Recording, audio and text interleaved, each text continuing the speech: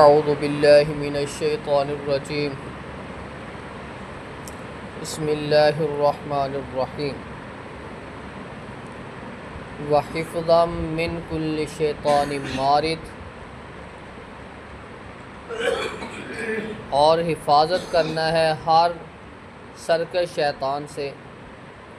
لا یسمعون الی الملأ الاعلی، نہیں سن سکتے عالم بالا کی باتیں۔ وَيُقْذَفُونَ مِن كُلِّ جانب، ہر طرف سے وہ مارے جاتے ہیں۔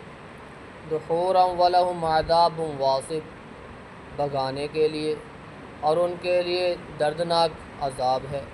إِلَّا مَنْ خَطِفَ الْخَطْفَةَ، مگر یہ کہ اگر وہ کوئی بات اچک بھی لیں، فَأَتْبَعَهُ شِهَابٌ ثَاقِبٌ، اس کے پیچھے لگا دیا جاتا ہے ایک چمکدار شعلہ۔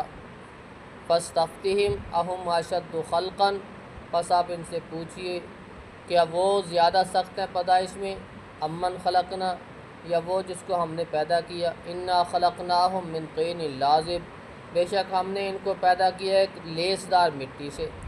بل عجبت، بلکہ آپ نے تعجب کیا، وَيَسْخَرُونَ، اور وہ مذاق اڑاتے ہیں۔ وَإِذَا ذُكِّرُوا لَا يَذْكُرُونَ، جب انہیں نصیحت کی جاتی وہ نصیحت حاصل ہی نہیں کرتے تھے۔ اللہ رب العزت نے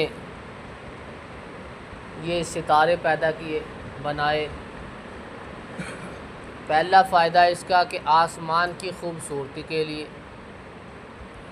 دوسرا شیطان آسمان کی طرف جاتے تھے، جنات وہاں کی باتیں سننے کے لیے، وہاں باتیں سنتے آ کے جادوگروں کو بتاتے، وہ آگے اپنے اٹکل پچو لگا کے بات کو بڑھا کے کئی چیزیں ایڈ کر لیتے۔ اللہ رب العزت نے فرشتوں کی ڈیوٹیاں لگا دی کہ اگر شیطان اس طرف آئیں، جنات اس طرف آئیں، تو آپ نے ان کے آگ مارنی ہے۔ یہ ستارے توڑ توڑ کے ان کو مارے جاتے ہیں۔ یہ ان کے اوپر کی جو باتیں ہیں اس کی حفاظت کے لیے یہ اللہ رب العزت نے ستارے بنائے کہ شیطان اوپر جائیں گے تو ان کو لگیں گے، تاکہ اوپر کی جو بھی باتیں ہیں وہ سن نہ سکیں۔ ان کو بھگانے کے لیے ان کے لیے یہ دردناک عذاب ہے۔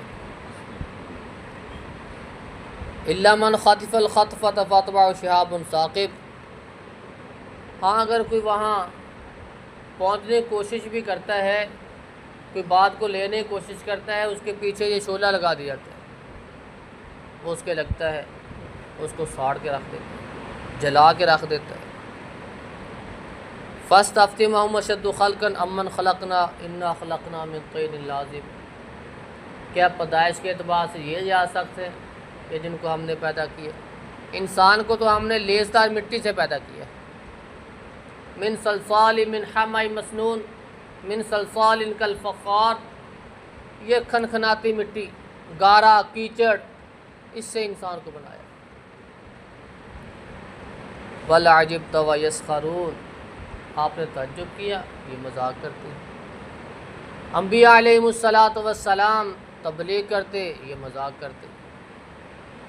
وَإِذَا ذُكِّرُوا لَا يَذْكُرُونَ، جب انہیں نصیحت کی جاتی نصیحت حاصل ہی نہیں کرتے تھے، مذاق اڑاتے تھے، انکار کرتے تھے۔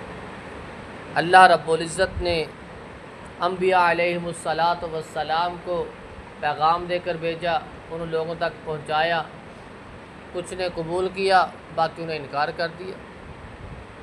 جنہوں نے قبول کیا اللہ رب العزت نے ان کو بلند کر دیا، جنہوں نے انکار کیا اللہ رب العزت نے ان کو دنیا میں بھی ذلیل کیا اور آخرت میں بھی ذلیل کرے گا۔ وَإِذَا ذُكِّرُوا لَا يَذْكُرُونَ، انہیں نصیحت کی جاتی ہے، نصیحت حاصل ہی نہیں کرتے۔ اللہ رب العزت سے دعا ہے کہ اللہ رب العزت ہمیں صحیح معنوں میں جو قرآن و حدیث سے ہمیں نصیحت ملتی ہے اس کو صحیح معنوں میں اپنا کر ہمیں اپنی زندگی گزارنے کی توفیق عطا فرمائے۔ سبحان ربک۔